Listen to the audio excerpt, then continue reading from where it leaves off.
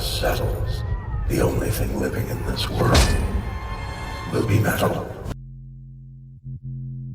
And here we go. It's the comic book bullies. Man, you come right out of a comic book. It's the comic book bullies. You will bow down before me! It's the comic book bullies. Now I am the master. It's the comic book bullies. It's the comic book bullies.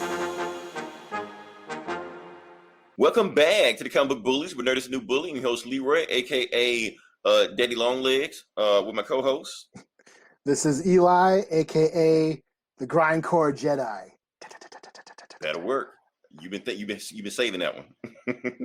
Yeah, and we're back with another episode. And yeah, we want to just wish everybody before we do the Eli, congratulations. Oh yeah? Because both of us are supposed to be getting reparations. Oh, that's right. Yeah, we're not gonna get them, but at least they're talking shit saying we might get them. So Yeah. So hey, I'm fine with the pretty lie. Other than the ugly truth, especially what's going on right now. Past that, now we can wish everybody happy Father's Day. Mm-hmm.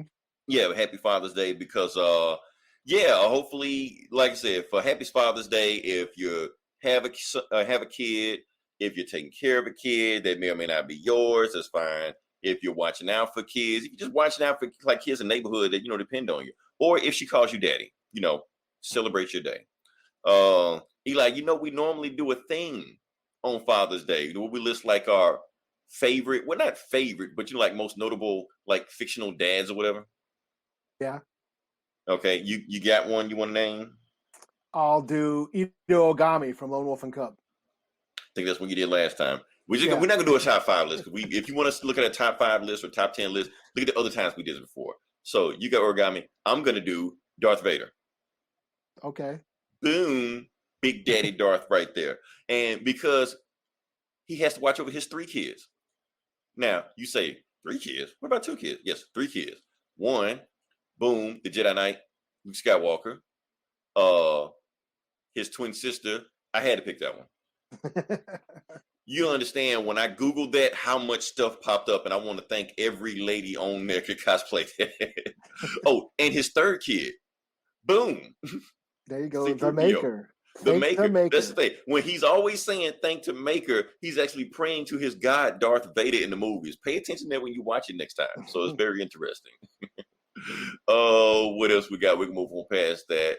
Eli, did you get anything for Father's Day? Or? I got a carrot cake and a card and an Amazon gift card.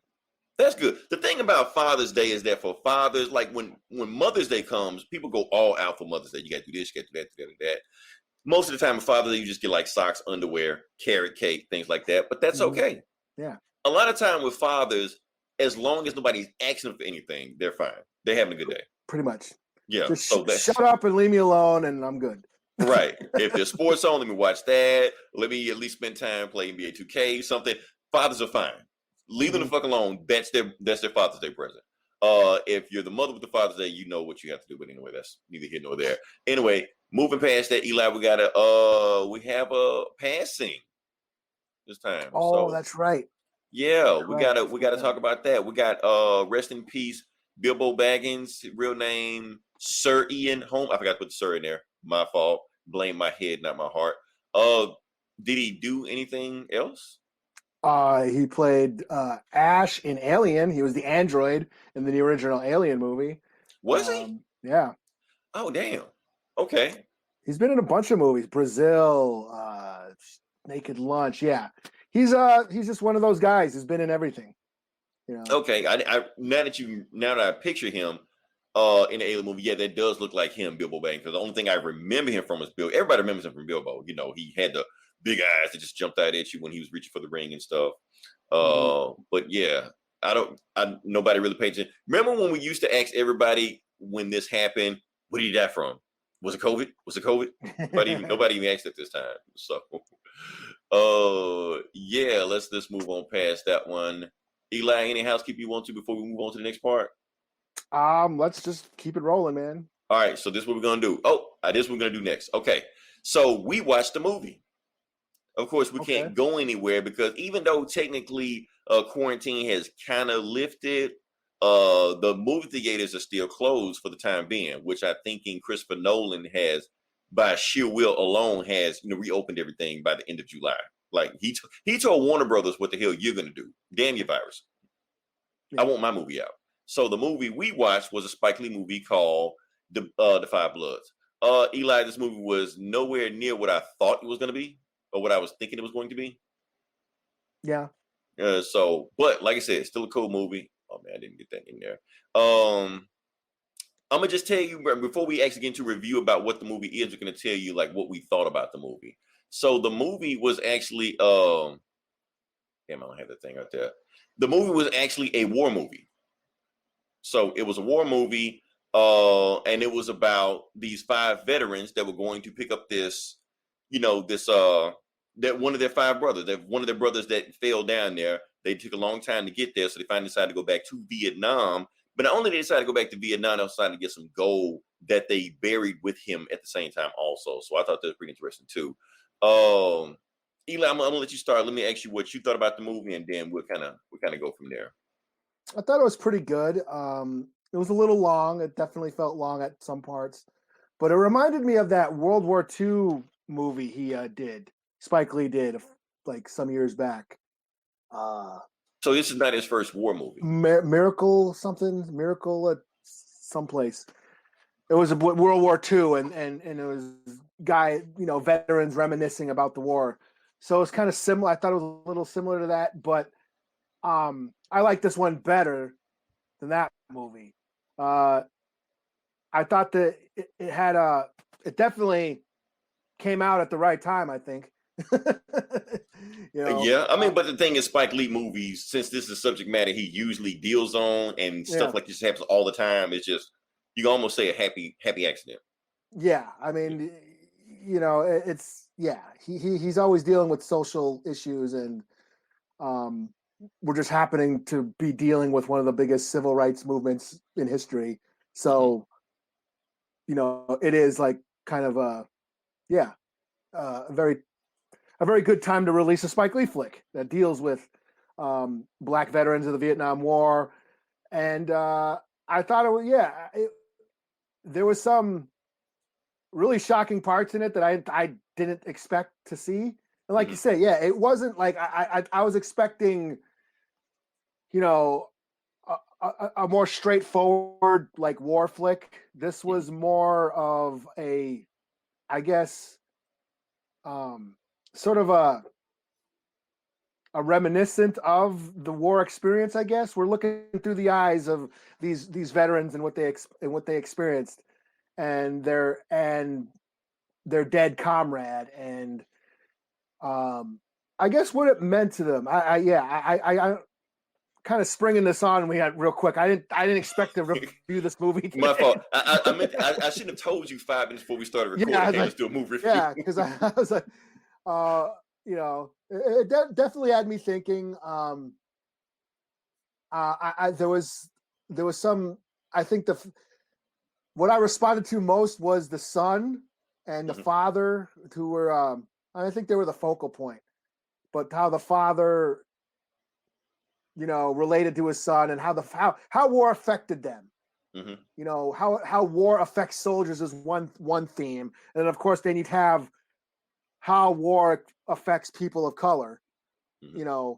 Them fighting for a country that dismisses them. There's another theme that goes on there, and then them trying to they're going after this gold, they're going after this wealth that was meant their homie. I forget the guy's name. The guy. Stormy Norman, they just call him that. Yeah, it's Norman. That's his name. Played by Chadwick Boseman, the Black Panther. And how he wanted the gold to be meant. He wanted the gold to go towards bettering the Black community, and I think that was sort of lost. These guys went back all these years later, sort of wanting to get, rich themselves, and that kind of got lost. And that's the journey of the movie. Them sort of coming to grips with their lives and how the war affected their lives and what they're going to ultimately do with the wealth, you know. But yeah, I enjoyed it. I did think it was a bit long at times, but there was some really good scenes in there. Okay. Go and slap score on it. Give it a 4 out of 5. What if I? Okay, good one. Yeah, I watched this movie. I wish I had took some notes on it. I actually watched this twice. I watched it once, like early this week, and then because the movie came out actually last week, we just didn't get a chance to review it because so much other stuff's going on. I watched it again today, and Eli, this movie like really like struck some chords with me. Like like we talk about the Black Klansman. I love Black Klansman. I might have liked this one a little bit better. Mm-hmm. Just because of the things they were doing. Like you said, now you said that Spike Lee done a war movie before. I didn't know that because, like I said, Spike Lee done like a billion movies, stuff like that. But I really like that he went and did a Vietnam War movie. And he did a Vietnam War movie where the main people were people of color, black people, which I don't think I've ever seen it before. And he did it from the perspective of their perspective, Yeah. Like he said, they made fun of Rambo movies. Like, yeah, we've seen those Rambo movies. They go back, try to win the war, but that really wasn't how the war was. Spike Lee did some techniques that at first I thought were kind of lazy, with his, okay, for instance, like when he's showing the Vietnam scenes and showing the war, like normally any other director would have taken like younger actors, or if you work for Marvel, they would have CGI'd you up. He didn't do that. Yeah. He took the same actors that were like in their 60s or whatever and stuck them in the Vietnam War and act like they were like them. We're just supposed to just accept this. Now, at first I was like, well, that's just lazy. But after watching again, I realized that was actually pretty genius. Because the whole time that we were talking about that, how basically all of these soldiers are suffering from PTSD, the war is still with them the entire time. But they never left the war. So that's why we're still looking at through their eyes. And I thought that was actually pretty deep also, especially since the PTSD affects them different ways. Some of them, have actually gotten, counseling for that one. But the main actor of it, the main lead of it didn't. And he's suffering from PTSD more than anybody else. And I got to say something. I am so grateful that Spike Lee gave Delroy Lindo a platform to like just really just sink his teeth into. Because this guy is like still in scenes in movies like for decades. But now he finally got a movie where he's at the forefront of the movie, gets to do everything, wants to really got to show off his acting talents. I'm not into this award shit or Oscar shit, anything like that. But if there was an award up there, he needs to be nominated for something. That's all I'm saying. Yeah, he Crooklyn is like probably my favorite Spike Lee flick. Right. And Delroy Lindo was the father in that. Right. I love that movie, and he's great in that movie. I mean, he's been in a bunch of Spike Lee movies, but sort of more, supporting cast, supporting things like part, that. Yeah. Clockers, and I think he was even popped up in Malcolm X at one point. I think he said that was like maybe like his first, well, not his first movie, but it was up there, Yeah. So yeah, he's a great actor, and he was a very interesting character. He was a black guy with a MAGA hat, Right. and it was very interesting thing. Like at first I thought that Spike Lee just did it just for shock value, but then actually said something about that guy's character because he was a black MAGA supporter. Basically, he wasn't on the same page as everybody else. He was out for himself, and it ended up being, his downfall in the long run. I'm not trying to spoil as much as I can, but it was his downfall in the long run because he was out for himself. He wasn't for his brothers or his bloods. He was out for himself, which if you're a black Trump supporter, that's basically what you are. You're saying, I'm not with anybody else. I'm just going to go my separate way. And if you don't stand together and be together, then you all going to fall apart. And that reverberated with the relationship with his son, who just all of a sudden shows up for this trip unannounced. And that was another exploration of fathers and parents. Because the one guy, he had a daughter with the Vietnamese lady, right? That he never met before, which that happens, Yeah, that he never met, and so there was that again, that exploration of parents and how war affects them. And again, I wish I would have known we were going to do this. I would have paid more attention. Yeah, so I didn't mean to bring this up on you, but some other things about that, even with his son popping up, that was also pretty interesting. Also, because I feel like Spike Lee was basically showing generational trauma.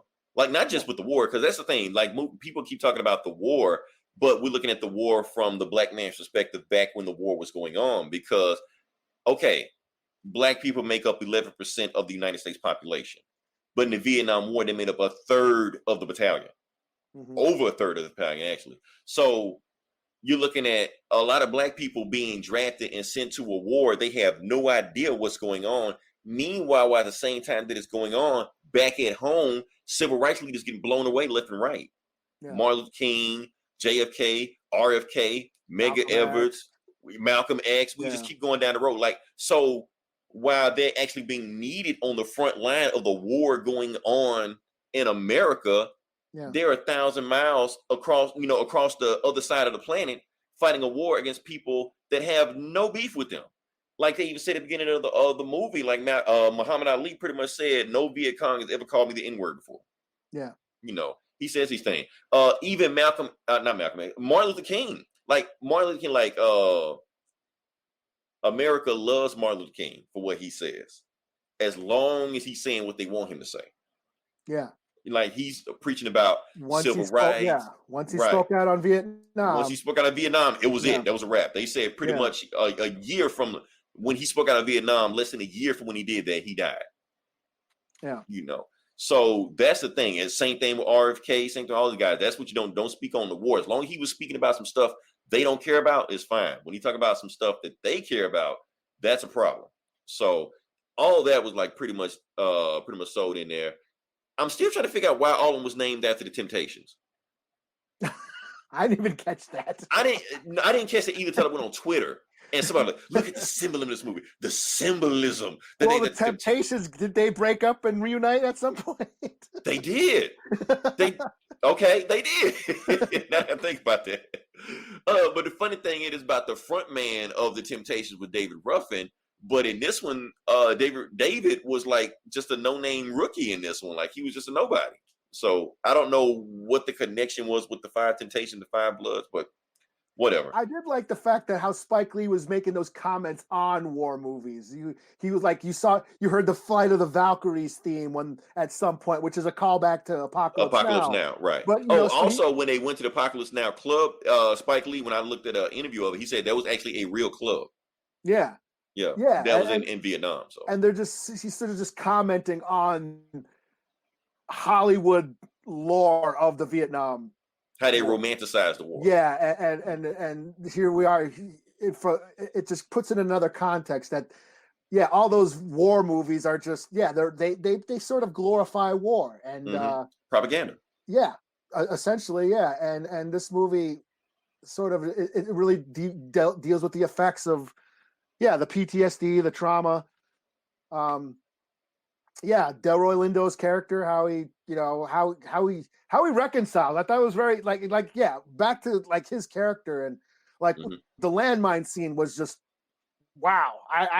But honestly, the landmine scene played itself a little bit too predictable. I knew something was going to happen with him. Now, what I didn't expect for him to expecting that the whole time, especially when it happened and then everything ramped up and I didn't expect like the landmine scene. I knew something was gonna happen when it happened. I wasn't expecting anything to happen after that. That's what shocked me. I was like, oh, okay, we're going there. Like there was a buildup. I was like, because when they met the French woman and their crew of landmine finders, I was like, oh shit. And every time that they had the metal detector, I was like, someone's gonna blow up at some point.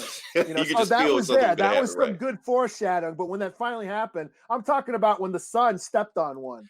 That was shocking. I was like, I was tense the whole time. Like I almost held my breath the whole time doing that scene. Yeah, that's what I'm talking about. And that coincides with the whole father and son, because all of a sudden the father gave a shit. You know? I mean, it seemed like they had a weird relationship because it's like he wanted, like, whenever something happened, he wanted to show his son he loved him, but he said he didn't know how to love him. And that's another thing, that Spike Lee was trying to bring in, like the generational between fathers and sons, they don't really know how to communicate emotion between each other. Yeah, and that was his only way to show his love was to bring his son into a war.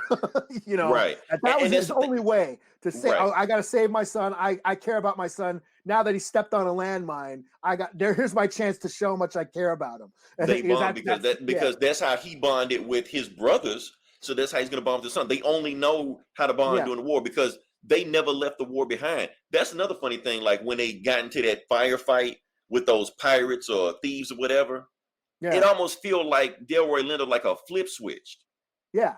Like, And like it he's was back all at stolen. home. Right. They all just like riding a bike. Oh shit, we're in the shit again. Right. Let's you know. And it seemed like that's the most comfortable they're in, you know, in a firefight. Yeah. And it almost makes sense that why he would. I'm not gonna say it makes sense why he was a Trump supporter, but the thing is that you can tell that like Delroy Lindo's character was extremely xenophobic. Like he hated foreigners, everybody he talked to. He hated the French, he hated the Viet Cong, he hated everybody. So if he listened to Trump speak and Trump hates foreigners just as much as he do, it almost makes sense he would just kind of go that route. You know, and pro-military and guns, and right? Pro-military, all this stuff like that. Pro-guns. You know, almost like why wouldn't he be a Trump supporter? You know, they touched on some other things also. Like one of them may or may not have been addicted to opioids. You know. Yeah. Chadwick Boseman played a great part in this one. You know what? Chadwick Boseman to me in this movie was playing Killmonger. If you really think about it, without the race war, yeah, he almost wanted to do that too. I mean, but the way he do, because the way they describe him, they pretty much was describing Chadwick Boseman like some kind of mythological figure. Which I've noticed Hollywood is starting to do that now. Like anytime they want to display, like they have a movie and they want to display a guy that's supposed to be like better than other guys, they just cast a superhero. You know, like The Hunt. When we talked about The Hunt last week. And we thought that this person's going to live, that person's going to live. Now, one of those guys, played Green Arrow on CW. So I'm thinking, okay, he's an action guy. Maybe he's going to live. First one to die, But the point is, like, okay, Chadwick Boseman is the Black Panther playing Killmonger. Okay, everything he says, shut the fuck up, listen to him, because obviously he knows what he's doing, we don't. And Spike Lee even flat out says it. Like, Spike Lee is not subtle at all, in any of his movies. So he pretty much tells you he's Malcolm and Martin rolled into one. And when he was there, and that's another point that Spike Lee was trying to make, because when he's there, all the brothers, all the Bloods were on the same page. Now, when Chadwick Boseman died, that's not a spoiler. They say it like in the first 5 minutes of the movie. When he dies, they're all over the place. They have no leadership. They have nowhere to go. Spike Lee is telling us what happened with the Black community right now. We have no civil rights leader because they all got killed. Yeah. So we have no idea what's going on right now. Now, not to talk bad about Black Lives Matter, but who the hell is over there? We don't really know. Yeah. Women who started it. That's all I know. Yeah, I'm just saying. So, I mean, we get our celebrities. I hate to get on this tangent, but we got celebrities going around saying, I'm giving $2 million to Black Lives Matter, $500 million to Black Lives Matter, $10 million to Black Lives Matter. Who are you giving the money to? I thought it was a hashtag. So, I don't know. I don't know what the hell's going on. That was a tangent. Maybe they don't want to make themselves known because they know what happens when they do. That is true. Yeah. Yeah. Why don't you be more like Martin? Because we see what happened to Martin. He may have a point. That brings me up to superheroes. Like I said, Black Lives Matter. Whoever is running this thing is completely anonymous. So if superheroes were real, they all wear masks and stuff like that, Eli, would we trust them? Well, I want to see what they can do. Like if I saw a dude flying around and shit and lifting cars and shit, I'd be scared as shit. I'd be like, oh. No, I'd be scared as shit. If he saved me, I'm saying if he saved my life, then I'd be like, all right, you're cool. Like, okay, what if he saved somebody else's life? That's the thing. Well, I don't know. It depends who. Right, that's what I'm saying. Oh man. Anyway, I'm gonna give the movie. I'm gonna give it a 4.5 out of 5 because I do agree with you, Eli, that the pacing. That's the thing about Spike Lee.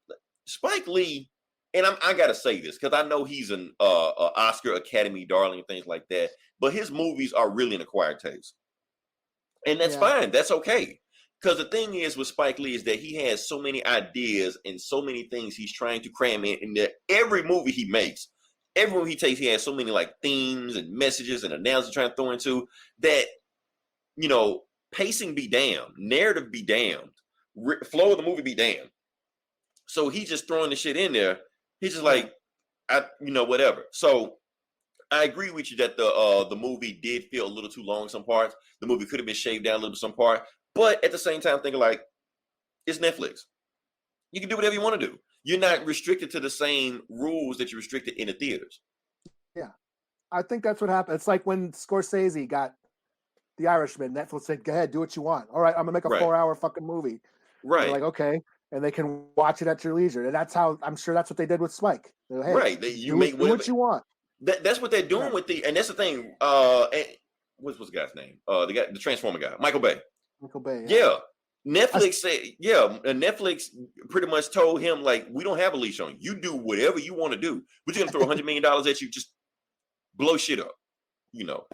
And that's what he did. He blew shit up for like an hour and a half minutes. So Scorsese, the Irishman couldn't be put in the movie because it was too long. No theater would put that in the movies. Netflix let him do whatever he wants to. Michael Bay doing whatever he wants to. And I'm pretty sure Spike Lee got away with stuff that he wouldn't get away with in the real movie theater. Hell, he had real scenes of people getting killed in this movie. Yeah, it was pretty brutal. Yeah, it was pretty. I was like, "Whoa, you're not going to cut away from that?" No, he showed it. Yeah, so. It was brutal. Some brutal stuff in there. Yeah. Yeah, honestly, I mean, like I said, the pacing was sloppy at times, but I almost feel like, hell, if everybody else is doing whatever they want to, shit, make the movie longer. Might as well do what you want to do, you know. But yeah, I'm gonna give the movie a 4.5 out of 5. Good show movie, not Spike Lee's best movie. I think I might like this better than Black Klansman, and I love Black Klansman. Yeah, Black Klansman was good, but even that was it. I thought that was a little bit long, and I thought that was that was a little bit long. Also, yeah. I think maybe that was a little bit pacing wise, a little bit put together than this one was, and it still had all the themes and the messages, stuff like that. It was there too, because Spike, like anybody watching this, if you ain't seen Black Klansman, please go watch Black Klansman, because they're telling you everything that's going on right now. You know, pretty much. Yeah. The KKK has basically rebranded. Mm-hmm. And if you watch Captain America: The Winter Soldier, they're pretty much doing the same thing right now to the government. So Captain America was trying to tell you this shit. Captain America and Spike Lee, they're both trying to tell you this shit.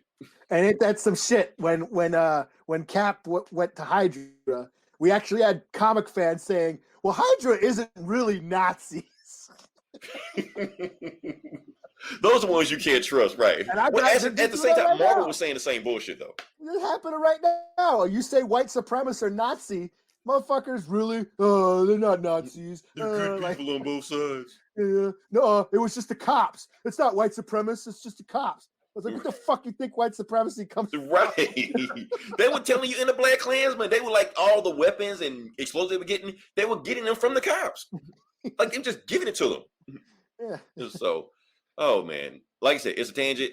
I recommend you watching this movie, but like I said, it's Spike Lee. If you're into Spike Lee movies, you'll like this movie. None of Spike Lee movies, you probably hate this movie. So weird, I say watch it anyway.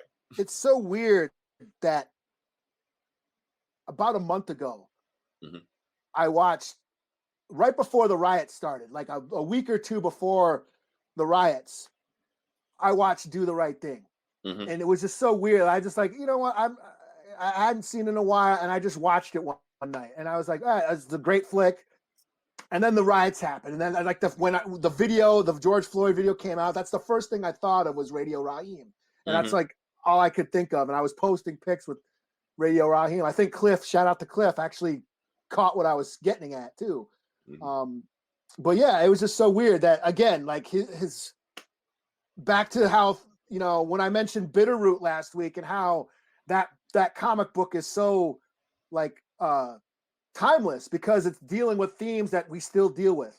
Right. And yeah, so you could watch Do the Right Thing and Malcolm X and Five Bloods and Black Klansman anytime.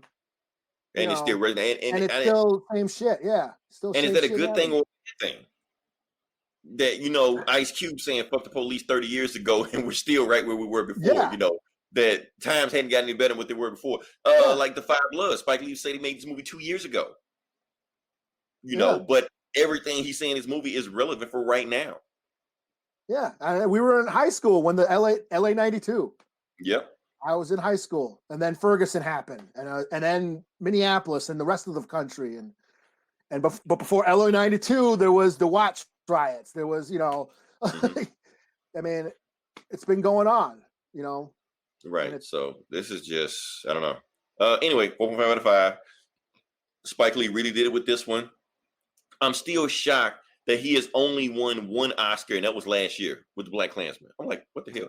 Which is why I don't give a shit about the Oscars. You telling me that Spike Lee is not on the same level as these other directors?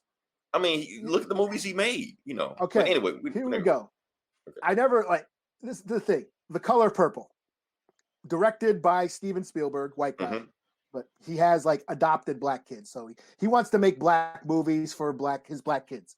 You know, Yep. Color Purple was one of them. What was I don't know if I'm allowed to talk about Color Purple. To be honest, the slave ship movie? What was that movie called? Amistad. Amistad. That was another one he made. But anyways, so Steven Spielberg makes Color Purple. Mm-hmm. It's nominated for Best Picture. It doesn't win. Right. What wins Best Picture that year is the movie Out of Africa, the love story about Robert Redford and Meryl Streep in Africa. What the fuck? So a movie called Out of Africa, starring two white guys, wins the Oscar over The Color Purple, which is about hashtag Paul Mooney was right. Paul Mooney was the Mexican starring Brad Pitt. The Mexican starring Brad Pitt. Last Samurai starring Tom Cruise. It's all right. Now I'll be honest with the reason Color Purple is weird because my grandma and my aunt had Color Purple on VHS. It was the only movie they had. And then when I stayed with them, I had to watch Color Purple every day for a year. Eli, to this day, I have Color Purple memorized. I can quote you the movie from beginning to end right now.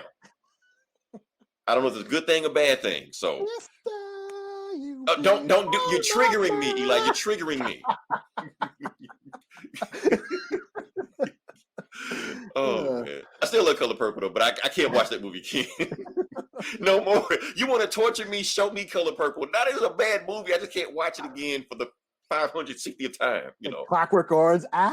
That's exactly what it feels like if Color Purple comes on TV right now.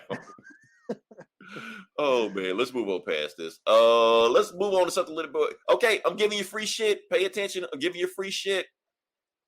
Boom. So they just announced that Injustice: Gods Among Us is free.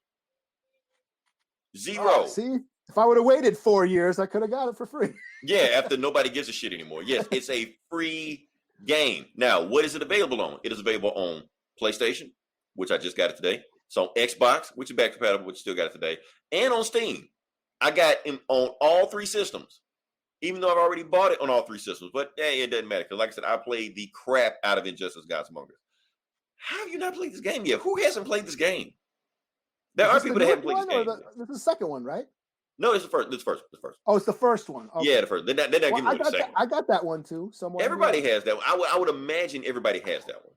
Yeah. You know, hell, free game. Look, free game. It's the and the Ultimate Edition too. So you get Lobo, you get Zod. Fuck Batgirl. Fuck Batgirl in the ass with a broomstick. She is the most broken, overpowered character in any video game ever. Oh, Scorpion's in the shit also. Fuck Scorpion too. But everybody else, I'm cool with. Green Lantern was my guy. Jon Stewart was my guy. Matter of fact, if you go to the Comic Book Bullies YouTube page, I got some combo videos with Jon Stewart. Check that shit out. Blah, blah, blah, whatever. I guess we can move past that. Eli, can we move on to the next part? Sure. Okay, so this one we're going to talk about. Like I said, we are back in full swing with the comic books. So this Comic Book Bullies, we're going to talk about comic books. And let's just start with what we got first. And I guess we're going to start with the big boy first. Eli, just jump into it. Just get it out the way. Let's get it out the way. Let's just get it out the way. Okay, so I see you're already excited for it. So I am. I'm excited. I'm really excited to shit all over it. Yeah. To poop on it. For me to poop on. Shout out to the Cop Kenso dog. All right, so the book we're going to do right now, the first book we're going to do in the comic books is, what the hell is the name of this book? DC's Dark Knight's Death Metal. Okay, so it's a death metal, the sequel to when we did Dark Knight's Metal. So basically how the book starts off, and I'm seeing if I can get that stuff on there, but I don't think I can, but that's okay. All right, so how the book starts off is that it's about, we start off with Wonder Woman. Last time, we started off with Batman and Superman. No, this book starts off with Wonder Woman this time. So what Wonder Woman is doing is that she is like making a chainsaw. She's standing, and apparently, I got to set up some stuff in this also because she is apparently in Themyscira, which has been converted to hell. So that's what it's saying. It's been converted to hell right now.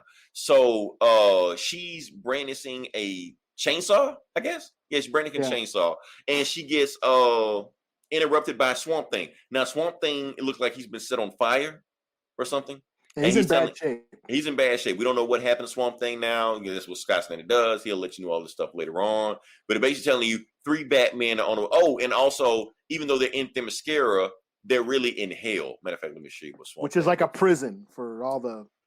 Right. Which is actually what Themyscira has always been, even in the comic books. Themyscira is always a gateway to Tartarus.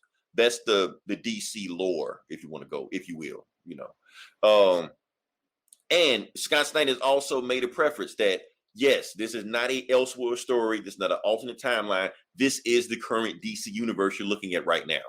So while Wonder Woman is working on a chainsaw, Swamp Thing tells her 3 Batmen are on their way and they're bringing a prison that you got to put there. Because like I said, she puts all the prisoners in hell, you know, because that's all she is. She's a warden now for the jail cell. She goes there and apparently she gets greeted by 3 Batmen. I got to show you this because there is a red Batman, which I'm pretty sure is not the Flash Batman because they killed him.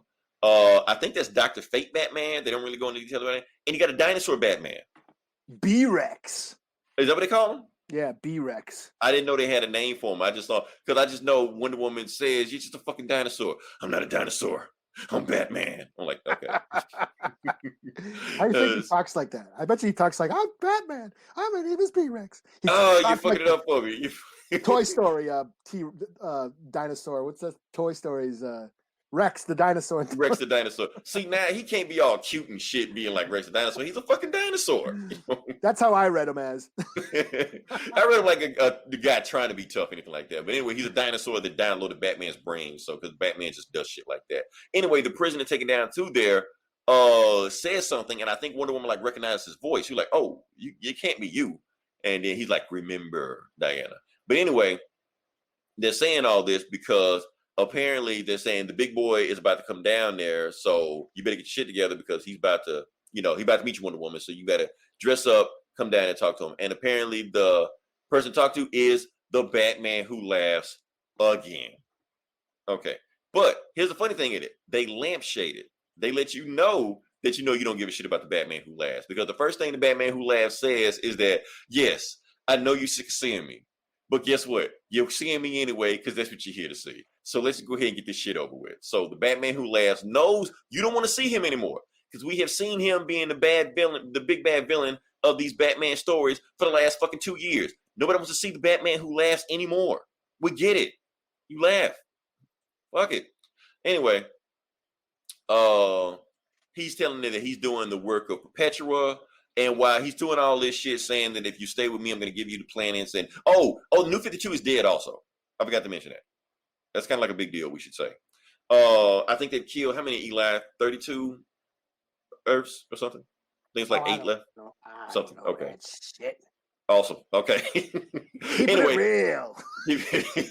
Keeping it real goes wrong. Anyway, the New 52 is dead. There's only like 8 Earths left. The Batman who laughs saying, if you guys stick with me, I'm going to give you the rest of the Earth's left. While all that shit is going on, Batman has a telepathic message for Wonder Woman.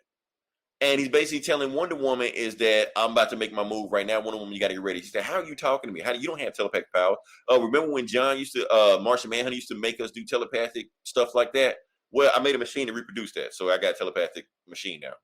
Just in case if I needed it, So he's basically telling Wonder Woman is that we need a plan to basically salvage the Earth as best as we can. And Woman's like, no, we don't need to do that. We need to find something else. She's like, nah, while that's going on, Batman, who lied to Wonder Woman saying he was half across the universe, actually standing right there in a Michael Jackson jacket.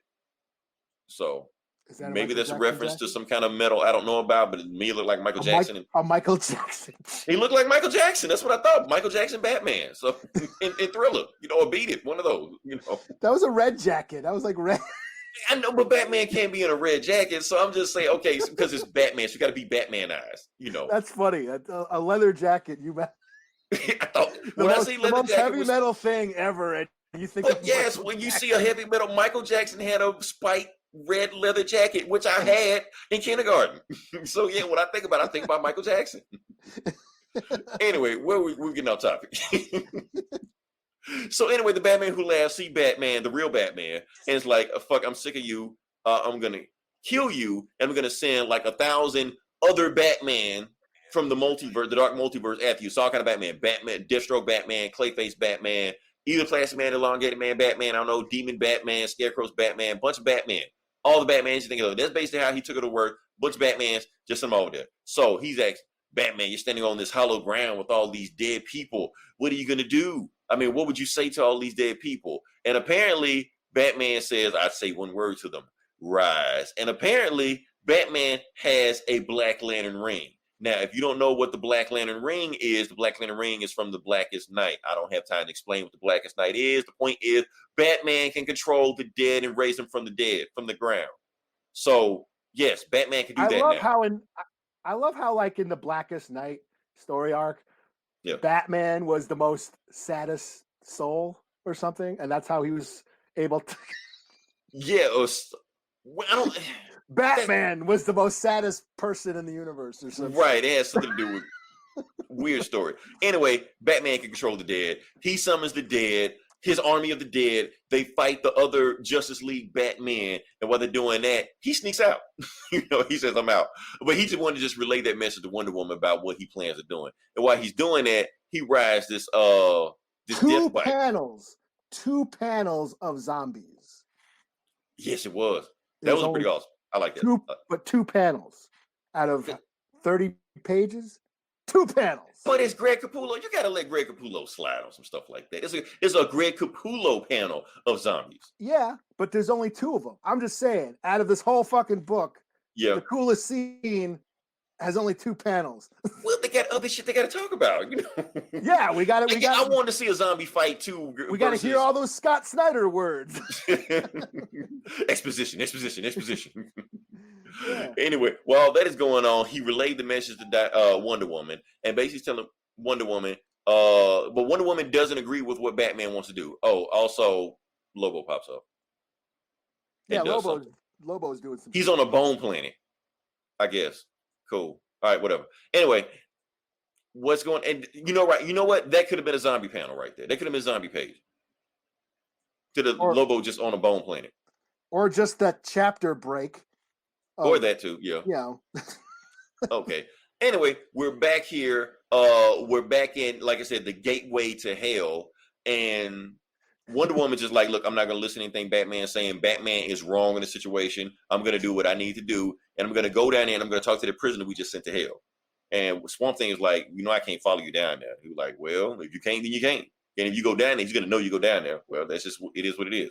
So they go down there. Wonder Woman talks to the prisoner and in the circle of hell, and plainly it's like cold and it's not hell like fire, it's cold down there. Talks to the prisoner, and apparently it is Wally West with Dr. Manhattan powers, because that's what the fuck he's been doing for the last year, in the thing, the 5G or whatever, that's that.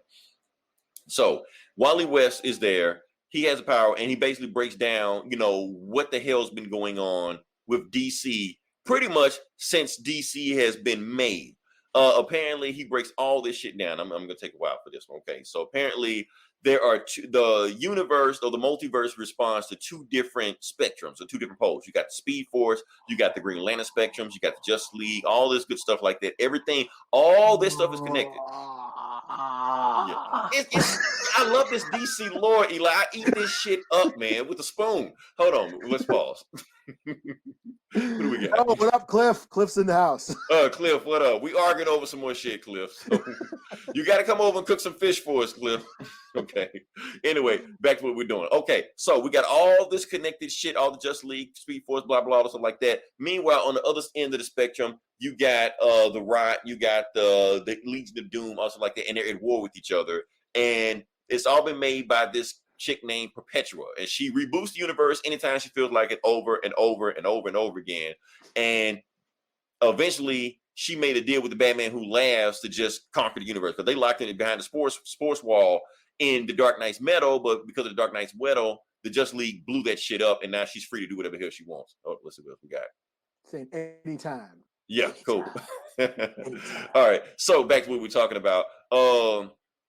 So yeah, that's the thing was going on. So basically, she made a deal with the Batman Who Laughs, who screwed over Luthor because she was working for Luthor in the Justice League run, which we're not gonna talk about right now. Plus, because I didn't even read it. Anyway, and that's the whole thing. She's and Wonder Woman's just like, okay, well, Wally, since you've been hopping around the multiverse for all the stuff like that, instead of doing what Batman says and just trying to take everything we can, trying to salvage what we got, since all she's been doing is causing crisis over and over and over and over and over again, why don't we cause and that's when the Batman Who Laughs shows up and says, anti-crisis, Mm-hmm. you know. And to me, honestly, anti-crisis sounds pretty cool, pretty chill, you know. I mean, So that means they're gonna undo what they did. that's what it's saying. But not undo what they did, but I guess they're going to control the crisis because I guess every crisis they've been reactionary. They've always let the crisis happen. But they're saying that now they can control the crisis and do whatever they need to do. What do we got? DC got way too much shit going on. Yeah, no shit. Yeah, yes, they do. Okay, we got two different opinions on this. Eli's saying DC has too much shit going on, so let's turn off. I'm like, DC has too much shit going on. Feed me this shit. Give it to me. Put it in my veins. Anti-crisis. We're gonna undo the shit they redid. Right. Undo the redo. Right. Okay. So Batman Or does Who that Laughs. mean that means they can never redo shit again? Anti-crisis. Can they not ever do it again? Okay, so they got an anti-crisis. The next one to be an Infinity anti-crisis, and then Identity anti-crisis. They just gonna do it from there now. So that way you can't say it's a final anti-crisis. You can't say the Posy crisis. right. Oh, that's right. So you got an anti-crisis and you got a direct crisis. AC/DC. Aha. Oh, that's right. Yeah, they said the ACDC. They said AC/DC in here, right? Because it's metal. Which I think, according to Scott Snyder, is death metal. Right. It is. That's why I was confused. That's why I need you on here, Eli, because I'm like, wait, is that death metal? No. Okay. There's nothing death metal in this. Maybe the zombies. The two panels. Batman controlling zombies raising the dead. Okay. Oh, come on. Now this next panel is got to be metal. We're gonna just agree to disagree on this. Sorry, Cliff, you gotta go. Are you talking about the invisible? Okay, go ahead. Okay, so and Batman Who Laughs basically telling Diana, look, you are not Batman. I am Batman. I know everything you're about to do. Matter of fact, I already know that the invisible plane, you made some bullshit. You're probably gonna repurchase some kind of weapon. And you're going to try to conceal yourself against me. Look, I already know what you're going to do. And Wonder Woman like, no, because this is not Batman's story. This is my story. You don't know what I'm going to do. Because you know why? I've already done it. And boom, she takes an invisible chainsaw to the Batman Who Laughs. Eli, come on. The fucker is dead. He's done. No more Batman Who Laughs. One panel at how many pages? But no, this is a fucker that has been fucking with us for the last 2 or 3 years. What do we got here? Who are the three Jokers? Who cares? We don't care. Nobody cares. They do not care in this, and I'm gonna come back to that in a second. Right? Okay, so they take Wonder Woman has an invisible chainsaw. Matter of fact, she calls the chainsaw of truth. Eli, come on. Is that not metal? Is that not metal? That's pretty metal. Okay, thank you. Not death metal, like maybe power metal, maybe okay, on the metal Judas scale. Priest leather metal, like okay. At least you got some metal in there. Okay, so well, that's going on. Then apparently the death of the Batman Who Laughs has activated their second plan. And apparently the Dr. Fate Batman, who I think is the Dr. Fate Batman, has activated the final Batman, who looks like a Dr. Manhattan Batman. I should show the panel, but I'm going to show the panel. I got to show you that panel because I'm like, what? Okay. Where is it? I'm trying to find it. I'm trying to find it. I see it. Oh, here it is. It's like, but he's in like, okay. Oh shit! I got to get the guided view. He's in got it. I got it, but it's. I got it. Here it goes. Okay. Boom. Okay. So it looks like a Dr. Manhattan Batman, which that seems what the fuck. No. Okay. So the Dr. Manhattan Batman, where his parents get killed and goes. I'm gonna go to Mars, y'all. My parents just died. Have this planet, So while they're doing that, so the book ends with Sergeant Rock. Why the fuck has Sergeant Rock been gone for so long? I love Sergeant Rock. Sergeant Rock is basically, okay, Nick Fury is a ripoff of Sergeant Rock. Nick Fury started off as a World War II comic. And then, like, since it was back in the 60s, after a while, he was like, since the war is over and it's 20 years later instead of 100 years later, he like, you know what? I'll just be super spy. Boom, that's you. That's Nick Fury. But anyway, he was a ripoff of Sergeant Rock. So Sergeant Rock is here, and Batman grabs him, telling him it's time to get into the fight. And apparently, Sergeant Rock has no leg. Eli, on a scale of metal, what do we have? That's pretty metal. Okay, that's what I was wondering. Pretty metal. Okay, that's metal. Okay, not death metal, but metal. That's I would say death metal. Yeah, that's got okay. some. What is that? Mars bitches. Okay, so that's pretty metal. Okay, I can see we have different opinions on this book right now. It didn't just hit me like dark metal did, because that book let you know what the book was about. This book doesn't really let you know what it's about right now, but it feels like it's on a bigger scale than what Dark Knight's metal was, because this is another crisis. They can call it whatever they want to call it. This is another crisis. We're in the middle of a crisis right now. Anti-crisis, direct crisis. Metallica. Is Metallica metal? No? Yeah, they're threat. Yeah, well, okay. Like, they haven't been metal for like 30 years, but, you know. Okay. They're what pop about stars Aerosmith? now. No Classic rock. I wouldn't really think not metal. Aerosmith is metal. No, they're more rock and roll. Okay.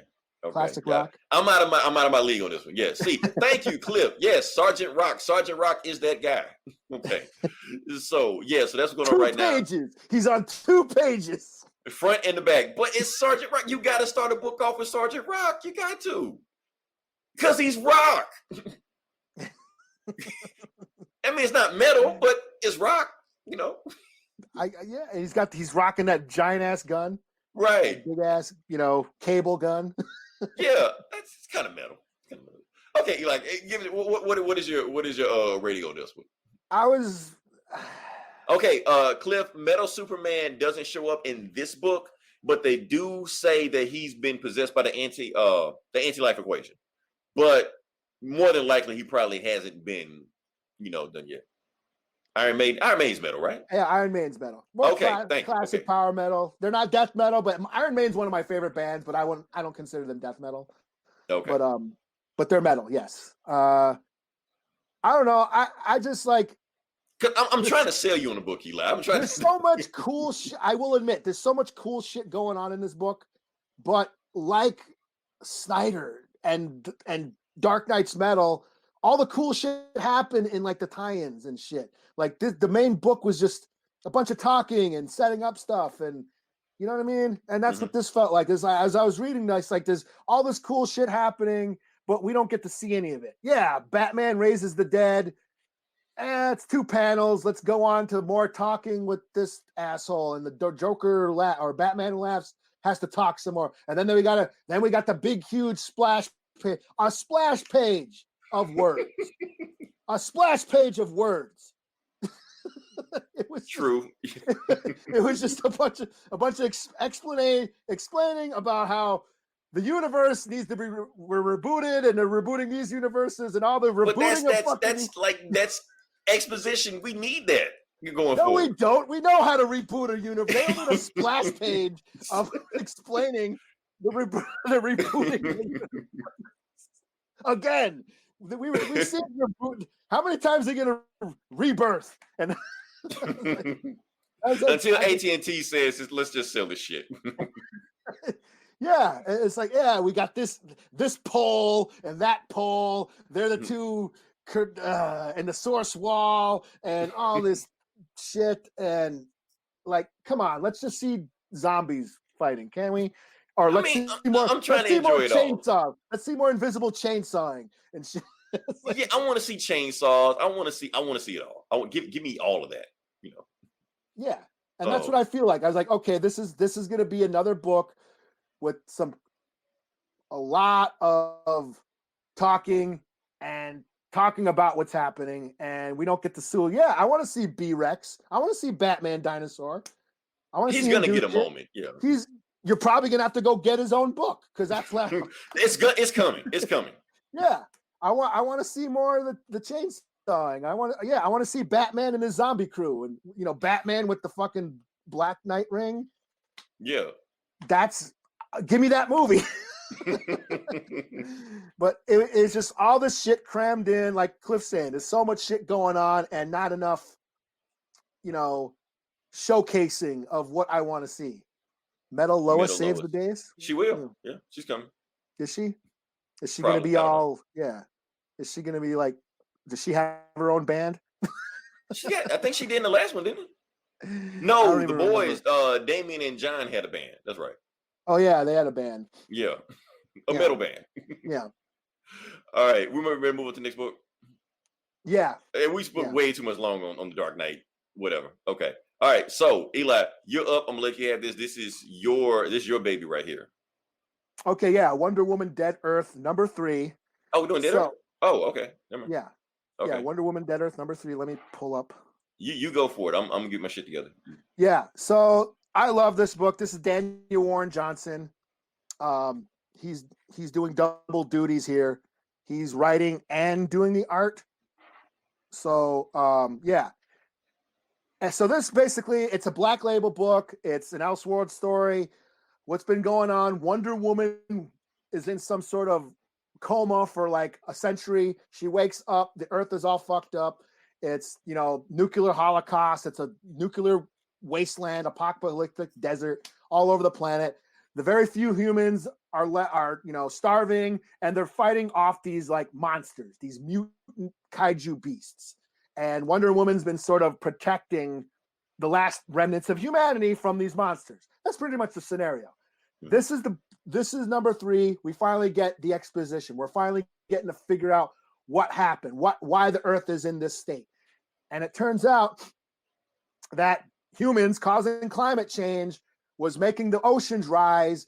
Themyscira started going underwater, started getting flooded. So Themyscira waged war on humans, on humanity. Say, hey, quit fucking up our island. You basically turned like Atlantis. Yeah. So there was a war against Themyscira and the humans. The humans launched nuclear bombs on Themyscira. Superman, decides to go save Smallville. Wow. Okay. And lets Themyscira gets obliterated by nuclear bombs. This causes Wonder Woman to go off. She gets pissed and she beats the holy fuck out of Superman. It's a big, long ass battle. It's Daniel Warren Johnson. If you never read, Extremity or Murder Falcon, or he draws action so raw and visceral. Mm-hmm. His action scenes are great. And it's just this big, huge, I won't say a brawl because it's basically Wonder Woman beating the shit out of Superman for like 10 pages. And, not a page is the zombie. No, it's the whole thing. Yeah. Yes. This is fucking metal. Way more metal than Dark Knight's death metal. More metal than metal. Yeah. So, yeah, she beats the shit out of Superman, causes the Earth. She beats the shit out of him so bad that they're slamming into the Earth and causes earthquakes and fires and basically destroys the Great Fire. They call it the Great Fire. And the Earth gets fucked up from this fight, and she eventually kills them. They end up at the Fortress of Solitude, and she gets kryptonite and then kills Superman. And then, so that's when she learns that she was the cause of the Earth getting fucked up. Wow. And the mutants are Themyscirians who were mutated by the nuclear fallout.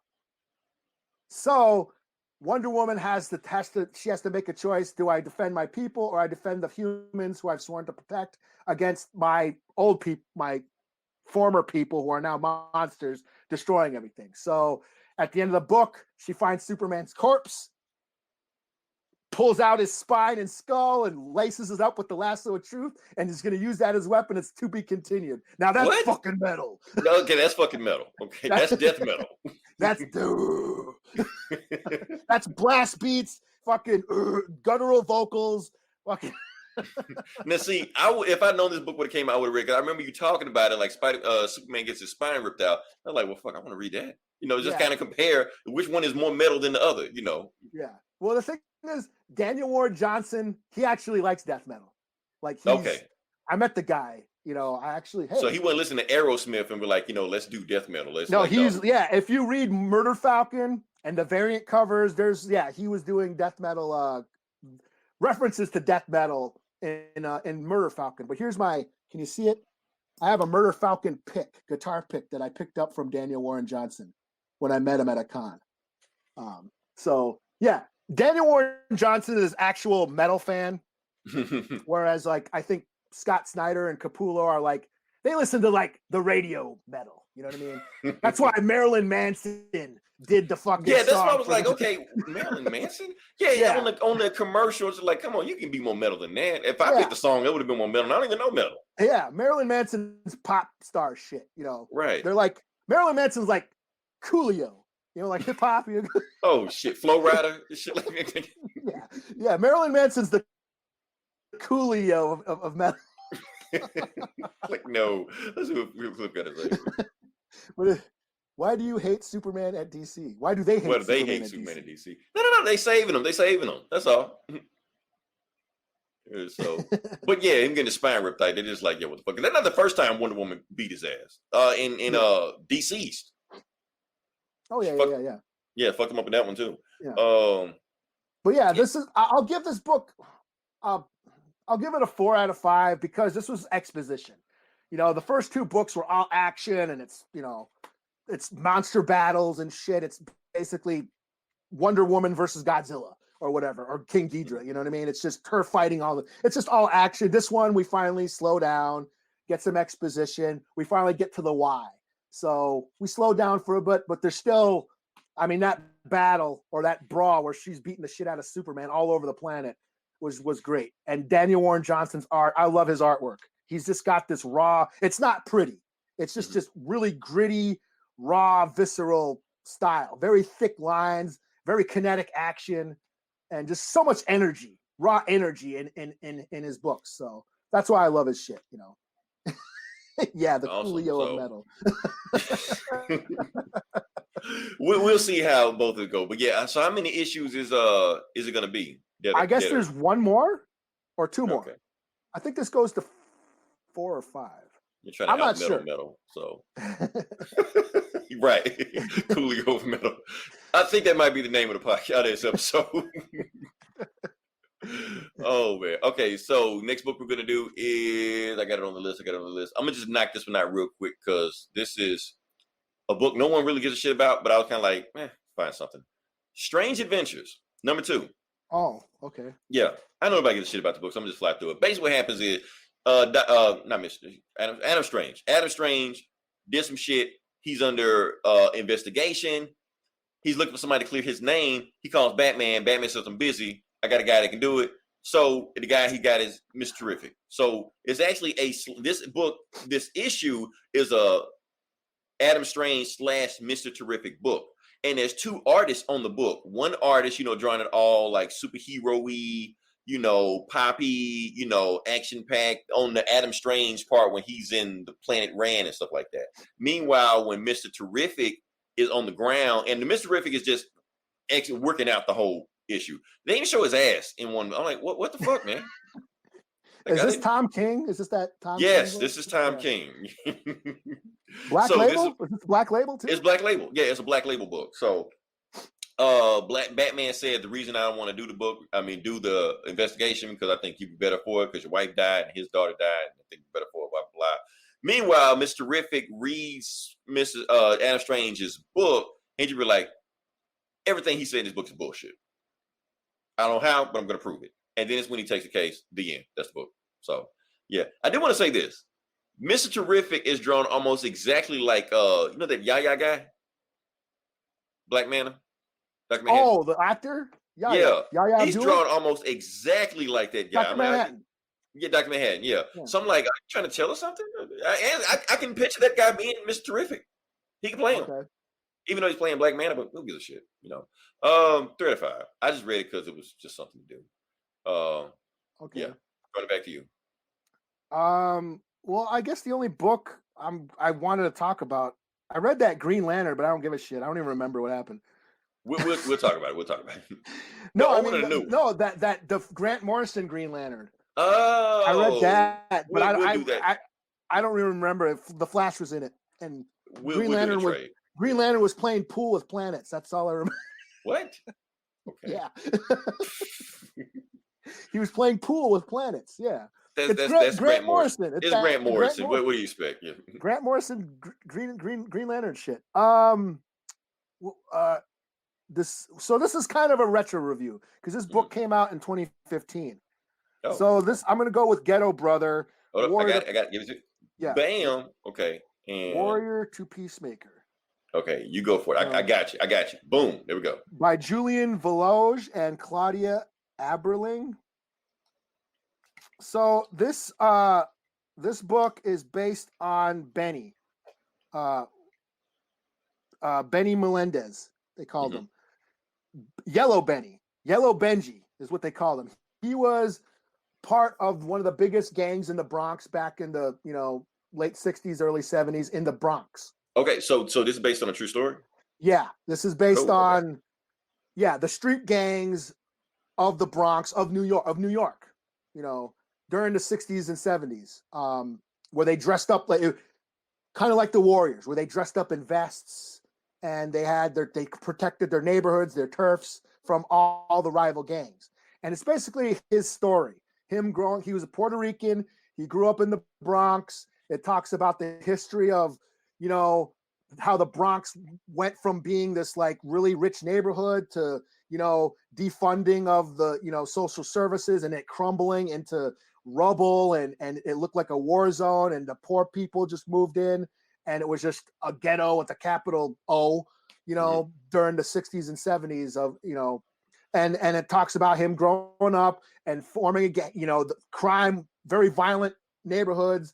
If you weren't in a gang, you had no protection. So that's, so he formed this gang called the Ghetto Brothers, and they were one of the largest gangs in the city. And it talks about how the murder of this one guy, his name was Black Benny, he was like a peacemaker. And when he died, it triggered this, it was like the catalyst for hip hop. Because this is where the movie The Warriors is sort of based on what happened here. Okay. When this guy died, everyone thought there was going to be a massive gang warfare, like a gang war, street gangs. It made national news. Like when Cyrus died in the war. Yes, he was like a major prominent leader when this guy was killed, and he was trying to call for a truce. So when this guy died, everyone thought there was going to be a big, huge gang war. So what ended up happening is they went to the Boys and Girls Club in the Bronx. I can't remember what it was called.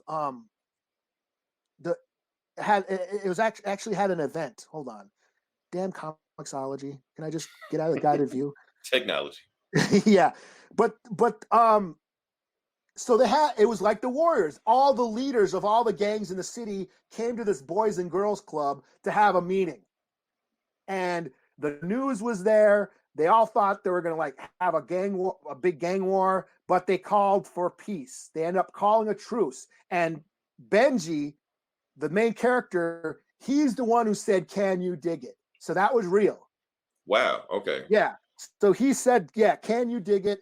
We're going to call a truce. We're not going to, we know who killed Benny. We know you guys are here. We're not going to retaliate. Because Benny wanted peace. Because they met with the Black Panthers at some point, and the Black Panthers actually say, "Hey, you guys are fighting each other. You shouldn't be fighting each other. You should be bettering the neighborhood." So that inspired a lot of the gang members to sort of, do some community outreach. Mm-hmm. So that's what they were going for. So when this guy got killed and they thought this gang war was going to happen, they're like, "No, let's work together. Let's better ourselves and quit fighting each other." So from that on, they sort of stopped with the gang warfare. They stopped enforcing turfs and shit. You know what I mean? Their neighborhoods, you got to take off your colors if you come through our neighborhood, all that shit. They started going to each other's neighborhoods and partying. And from that's where hip hop was born. That's because African Bambaataa He was part of another street gang, and he turned that gang into the Zulu Nation. And Cool Herc, they were all part of these other street gangs. So they all started partying in each other's neighborhoods, and that started, instead of fighting, the rival gang members were doing dance-offs. That's where MCing and the graffiti, all that scene started hip-hop. Wow. So that's kind of how this started. And it's basically, this book is just about this guy's life, you know, and he was the one who never said, heard of that before. Yeah. Yeah. I'm trying to think of the it's actually an event where they go to the Hoe Avenue Peace Meeting. That's what it was called. The Hoe Avenue. It was the Boys and Girls Club on Hoe Avenue. And that's what they call it, the Hoe Avenue Peace Meeting. You know, that's where they had the big, like in the beginning of the Warriors, where they all got together and they declared a truce. So after that, gang violence started going, lower rates of gang violence. And that was the rise of hip hop. That's where hip hop got started. And and this book is just chronicles this guy's life, his life in the gang, his life after the gang, how he becomes like a social worker, and he grows up into an old man. It's just a book about his life, and it's really, it's got some really, interesting, raw art, almost, very sketchy but raw, and it was just a really good read. I mean, it's a straight up graphic novel. There's no like individual issues. Right. It's just a straight up graphic novel made to be a graphic novel. What about this? What Cliff is talking about? Did Netflix have a show about? Did Netflix have a show about this? I don't know, but I've seen a documentary called Rubble Kings, which is about the same thing. It's about the street gangs in New York and the rise of, and how that whole truce, and how the media was like exploiting them, because when this meeting happened after this guy died, the news came and were like interviewing all these gang members, and the guy said he could tell that when he told them that there wasn't going to be a war, that the news people just packed up and left. Like, they didn't care. Wow. Right. They just want to see another Vietnam War situation on the home front. So yeah. Yeah, they were just there to exploit the violence, So once he saw that they don't really give a shit about us, we got to start taking care of ourselves. That's when he got out of the gang. He started becoming a social worker, and yeah. So it was just a really good read. I had fun. It popped up on Comixology, and it wasn't free, but I picked it up. I think it was only $8, but I read it. I was like, you know what? I'd rather talk about this than fucking Green Lantern. Well, I'm glad you did. I'd rather hear this than Green Lantern. So yeah, another Grant Morrison mindfuck. Yeah, I'm glad we did whatever. 5 out of 5. It's called Ghetto Brother, From Warrior to Peacemaker. It's just a true story in comic book form. Cool. Okay. So yeah, let's pretty much go from sugar to shit real quick. So next book I'm gonna do is HBO Max. I don't even have anything like that. Okay. Yeah, I do. This book. I'm not going to review it. Basically, what happened is, okay, so HBO Max has this big thing. They produce 3 free digital comics. It's a black dude on there, old Hispanic dude on there, and a fat white chick on each book. They meet a dog disappears, they get remote control, they get superpowers, the end. So, yeah. It's basically promotional material. DC just got some intern just draw and write this shit or whatever like that. I'm thinking what they're trying to do is they're trying to get people, because I think they're really like doubling down on the superhero thing that's about to happen. Like got Green Lantern coming, and I think Doom Patrol releases on it like next week. So is DC Universe just going to get pretty much into HBO Max? What, I don't know. They keep saying that, but the thing is, what are they going to do about the comics? That's what I'm wondering. Like, yeah, is DC Universe going to keep comics, or is it all just going to get married over into HBO? Like, since HBO is putting out these comics, are they going to bring the DC library? But these comics suck. That's the thing. I mean, that's what I'm scared of. Like, people will read these comics and thinking like that's what all comics are. I'm like, don't read this shit. This is like looking like I don't know, like watching The Cape and thinking that's what every TV show was like or some shit, Like, you can't judge this shit. Like, there are better books and better material out than this shit somebody just slapped together. They're like 10 pages a piece. So they just slapped this shit together and didn't really think much about it. You know, it's the most stereotypical shit you can think of. If you want to say SJW and woke, it's all that shit. You know, like I said, black dude, Mexican dude, white chick, fat white chick, whatever. So I think we talked about this way long. You know what it is. I just want to say I read it. It's not really worth it. Download it, whatever. 1 out of 5. Okay. Can we move on to the retro book now? Yeah. Okay, hold up. We got another. Let's see what we got. See what Cliff talking about. This was about Grandmaster Flash, Cool and Koch running for mayor. I didn't see that. I didn't see it either. I never saw that. Whatever it was. I don't know what that is, but sounds pretty interesting. Okay. The one I was talking about is called Rubble Kings, and it's just about the street gangs in the Bronx in New York during But didn't the rundown kind of not the rundown? Is that what the show was called? The rundown, where they talk about the formation of like the creation of hip hop, like a Netflix show. Oh yeah, that I didn't see the second season. Okay, I just thought that they like briefly the Get Down. Yeah, that's it. Get Down. Yeah. Didn't they like briefly touch on this or mention this? Yeah, it takes place during that time. There was some like gang members dressed up like in those outfits in that show, and you know, wasn't the one guy in that show I can't remember his name, something Shaolin Master. What was his name?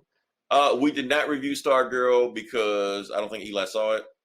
So, yeah, I'm not watching that. Yeah, so it's no reason for me to just talk about it. Like, oh, you had to see it? Like, no, not really. Yeah, Cliff says, the Get Down. The Get Down, that's what it was. Okay, so the rundown was a rock movie. Okay, so the book we're going to do now is actually, I'm going to say it's the book of the week. Okay. Okay, because I think it's the only book that we're going to agree on that we both like. Or you may not even like it. I don't even know. Oh, I liked it. Okay, cool. I was going to start reading more of it, like more of that run after reading I am too. So basically what we're talking about is just jump into it. So we're like I said, last week we talked about the passing of Denny O'Neil. And for some reason, it's not a bigger deal than what it's supposed to be. And we're going to make it a big deal because that's what we do here. We review comics. So Denny O'Neil and Comixology gave away a free issue of a Denny O'Neil comic. And we're going to review that book now. And the book was called Green Lantern number 76. Now, this is actually the one where he teamed up with Green Arrow and actually became a duo. They became a team up, just like Luke Cage and Iron Fist. They became a thing for like a while. So this is the beginning of that issue, Green Lantern and Green Arrow. And I thought it was pretty interesting. It's probably one of my favorite issues I've read of either one of these characters, you know. So basically the book starts off with, you know, Green Lantern doing Green Lantern shit. He's just flying through Star City, you know, just doing stuff. And he sees this old guy getting, you know, surrounded by these young guys. And he's thinking like, oh, man, I need to go down and save this guy. So before the young guys can surround the old guy, Green Lantern does this thing, you know, puts a cage on him, fists, all this good stuff like that, because that's what he does. And, you know, he's thinking that he's going to get a hero welcome. He was like, no autographs. I know I'm the Green Lantern. I know you guys like me and stuff, but no autographs. But actually, they start throwing trash at him. You know, so when they start throwing trash at him, that's when Green Lantern is like, he's got an umbrella over him and on the old white guy that he's trying to protect. And it's like, what the hell is going on? You know, and while he's doing that, Green Arrow shows up. Oliver Queen shows up and just like, man, what the hell are you doing here? Why don't you go fight a monster or a mad scientist or some shit? Why are you here? You're not even wanted here. Matter of fact, if I didn't know better, I'd throw some shit at you too, just like everybody else is. You know, so Green Lantern is just like and basically he's telling like, why are they throwing trash at me? Like, I'm gonna tell you why I'm throwing trash. Walk with me and I'll let you know what's going on. So yes, those guys were gonna attack that guy in the street, but do you know who that guy was? That guy was a sleazeball landlord that was trying to take over he owns the building, but he was about to evict everybody out of that building and turn to a parking lot. Now, yes, he can do that because he owns the building, but is that right? Like the guy that you just threw in jail, this is grandma right here. His grandma has nowhere to go because that boy was paying the rent. So now what's she going to do? You know, you're screwing up everything. And then while, you know, Green Arrow is just giving him the riot act, that's when Green Lantern, and this is the iconic panel that we're talking about right here, where you get the old black dude that's walking up the Green Lantern to Hal Jordan, basically telling him, okay, Green Lantern, You always saving the pink skins, you save the green skins, you save the blue skins. Why you never do anything for the black skins? And Hal Jordan is like, I don't know. So while he's doing that, he's thinking to himself, like, you know what? Maybe I should do something better. I feel like that I prejudged the situation. So what should I do? You know, and Green Arrow is basically telling them what we need to do is that we need to find a way to stop this guy from evicting people out here. And Green Lantern's like, well, let me go talk to him. We don't have to resort to violence like that. I'm just gonna go talk to the guy. So he flies over there, talks to the guy. The guy's name is something Slade, Vol Slade. I may be messing the name, but whatever like that. He goes to it, talk to him. The guy basically tells Green Lantern, fuck off. He's like, there's nothing you can do because I own that building legally. If I want to kick these people out because I want to do something else with the building, I can do that, and ain't shit you can do about it because it's legal. And matter of fact, get this guy out of here. So two goons, you know, get ready to throw Green Lantern out of there. Green Lantern doesn't use his ring. He just punches these guys and just knocks them out shit like that. And right before he gets ready to punch the landlord, that's when the guardian of the universe, not the galaxy, the universe shows up. You know, basically the Owens. You know, they saying, Hal Jordan, you're abusing your ring's power. You're not supposed to be using your ring on this guy because he legally is doing what he's supposed to do. We need you to report to the building. You know, report right now. So he goes to Oa because he's summoned because basically he's in trouble. They're about to slap on the wrist. Show him right quick. And basically telling them, you're not allowed to touch that guy because that guy legally owns that building. That's not your job to just do whatever you feel like doing. Matter of fact, we got another assignment for you. What we want you to do is there's a meteor shower about to attack one of the moons of Saturn. We need you to make sure it doesn't hit. And you stay there until we tell you to come back. So he goes there, does what he wants to do. He deflects the meteor shower from the moon of Saturn. We just realized, who gives a fuck about a meteor shower from Saturn? So obviously they're just doing this shit just to get him out the way. You know, while this going on, Green Arrow is talking to the landlord. The landlord is like, okay, since they tried to talk to you and it didn't work, I'm gonna tell you what, I want. And Green Arrow's just like, look, I want 25%. No, I want 25,000 for my services. He's like, your service, what do you can do? And then he started shooting arrows, shit like that.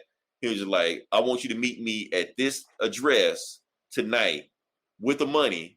And then, you know, I'll make sure that what goes on from now, if anybody, you have any problems with anybody, I'll take care of it. So he's like, okay. And that's when the landlord gets scared. He's like, oh shit, they must know what I'm doing. So he's called some assassins, some hitmans, like, you go down there and take care of Green Arrow. So they go down there and they just open fire on, they think what is Green Arrow? Green Arrow is really standing behind them. You know, he do his whole, you know, you failed this city shit, you know, punches them, knocks them out, boxing arrow and shit like that, knocks them out. And that's it. But the thing is, since those guys are such a bad shot, he had everything on tape. He actually loses the tape because they shoot the tape. So now Green Lantern can't do anything. Green Arrow can't do anything because legally they have no proof that he did anything. So it's like, you know what, let's team up. So they decide to team up instead of to see what's going to do. And they take this guy with them, this guy in a suit with them. They take him with them. And while they're doing that, one of the goons show up at, you know, Slade's house, the landlord's house, basically telling them Green Arrow got away, the police are on us. And the thing was, the landlord told those goons to specifically never come to his apartment because he don't want to be linked to those guys. And it turns out Green Lantern has the power to change his appearance. Is that a thing? I suppose. I'm the DC guy, so I guess I'm supposed to know that shit, but I didn't know you could do that. Sure. Okay. Why not? It's Silver Age. Do whatever you want to do. What's talking about here? It's Will Pace. Hey guys, what up? Will, hey, Will, what's going on? Okay, so yeah, so what was I talking about? He can change his appearance. He can just turn into other people. And the guy that they were talking to, the guy that they brought with them, was the DA. So the DA heard everything that was going on right there, and that's when Green Lantern can just change his appearance. I didn't know that was a thing. They talk to the DA. The DA is like, I don't need a recording. I don't need evidence. I sit there and heard everything with my own two ears, everything this guy was doing. So yeah, we're going to go to jail. Matter of fact, we've been trying to investigate this guy for the longest, but, you know, we didn't have anything on him because legally he owns the building.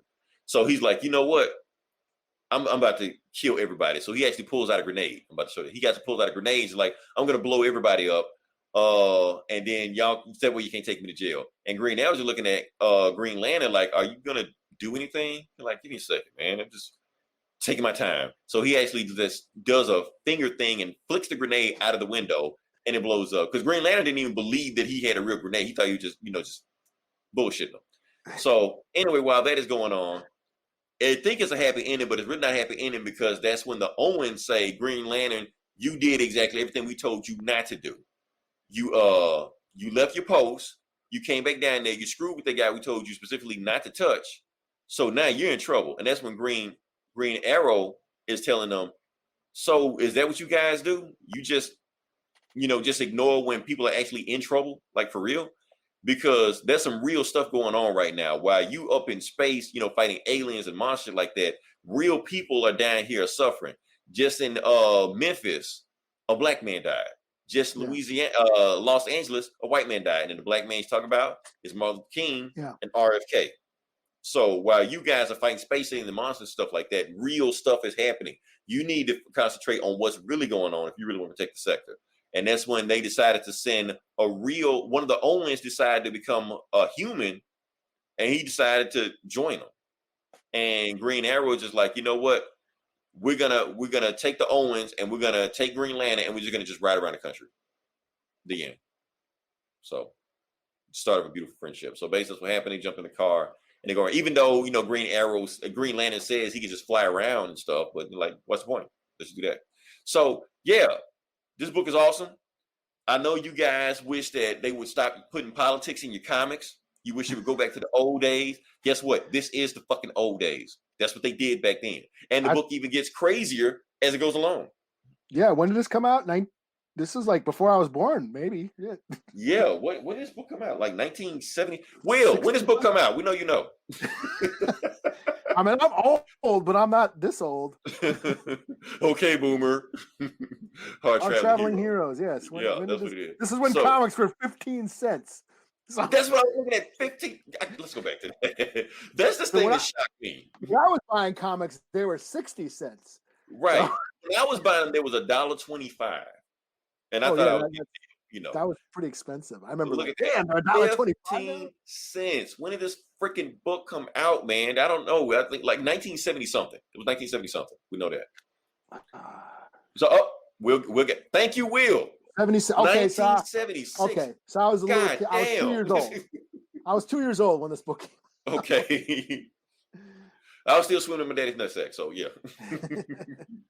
So yeah, this old book, but yes, this is a book. This feels like a game changer. Like I said, Denny O'Neil was a game changer with this book. This is probably my favorite Green Lantern and Green Arrow story all in one. Like, even if they separate, it's probably my favorite one. I'm gonna say it's a 5 out of 5 book.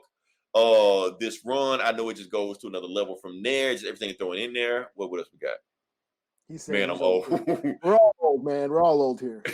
I'm old too. Don't worry about it. I got this. You got the book? Damn. Okay. So yeah. So hang on to it. It might be worth $5 now. So it's got a good copy of this has got to be worth more than that. 10. This is a major book. I think this is a wall book. This is a major book. And yes, I'm pretty sure it's a wall book. But yeah. But it's got to be worth something. So this is the run, and this is kind of like when they really like overtly started putting political tones in it. Because not only was this book political, they even went SJW. Because 3 issues, I think like 5 issues later, guess who shows up? Jon Stewart for the first time. You have a black Green Lantern for the first time. Let's see what Will got. Denny was on most every DC book around that time. Yeah, he was. That we can, maybe we didn't do more Green Lantern books like that. We got comments and activities left and right when we did this. Yeah, because I read this last week just for the fuck of it. Because I saw you post. This book is pricey. I'm sure it wasn't me. I didn't do it. Gomer did it. Yeah. But I was like, I read this and then I was like, oh yeah. And then when I saw the Grant Morrison Green Lantern book this week, I was like, oh, cool, I'll read that. But then that just was really weird and shit. Just give us more Green Lantern and Green Arrow road tripping. Just give us that shit. But it's cool. I mean, okay, Green Lantern is a cop. He's so out of touch. He's a cop from the suburb who works in the inner city. That's what we got going on right now. And he was profiling. He was profiling at the beginning of the book. Yes, he stuck up for the old white guy, beat the shit out of the hood rat, and it turns out the old white guy was being an asshole. But then the Right. cops were like, "Oh, this is the law. We must uphold the law." You know what I mean? Even Right, though, because they're like the precinct, yeah, like the Owens or whatever. So yeah. yeah, and it's like Green Lantern is so out of touch with reality and what's going on with the humans.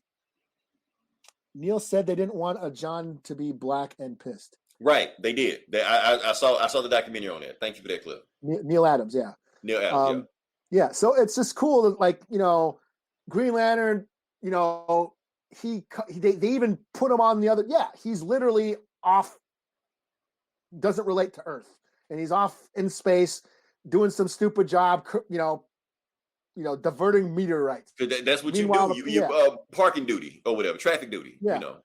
He's so out of touch with the people that he can't relate to anybody, and this is an eye opener. And it's sort of, yes, that's the point of the story. It's like, yeah, there's some social, in the inner city and these disenfranchised neighborhoods, there's a lot of problems going on that are sort of ignored by, people who aren't people with privilege. Right. I wonder how much of this book was inspired by that Richard Pryor joke of Superman never comes to the hood. Maybe he just saw the Richard Pryor special, like, let's write a comic about that. But this is like, reminds me when we did the Civil War a few weeks ago. Right. We did the Civil War review and how the people attack Cap at the end. And it's like the people are the ones who are suffering, and you have Cap and the two teams, Cap and Tony.